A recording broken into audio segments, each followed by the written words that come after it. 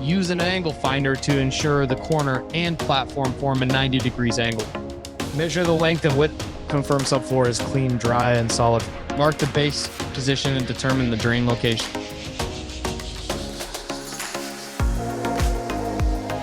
Cut a 10x10 opening at marked drain location. Clearance around pipe 2 to 5 inches for adjustment. To achieve better waterproofing, I recommend it to lay a layer of waterproofing material before applying the board. Disassemble the drain.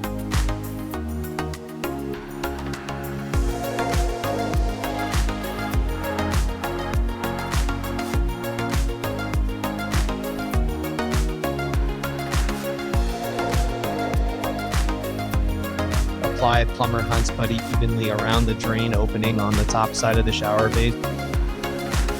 Wipe off excess putty powder. Install the lower part of the drain assembly onto the base. Apply a layer of thin set mortar or construction adhesive to the area where the shower base will sit. Use the level to check that the 4 sides of the shower base are level. Apply weight to level any uneven areas, except for a minimum of 4 hours. Check the level. Cut the drain pipe so it is flush with the top of the rubber gasket using an inside pipe cutting tool. Lubricate the inside of the rubber gasket with plumber sag grease. Slide the gasket onto the drain pipe, beveled edge facing down. Press firmly to fully set the gasket and secure the drain connector. Test whether the drainage is smooth. Cover with magnetic cover plate.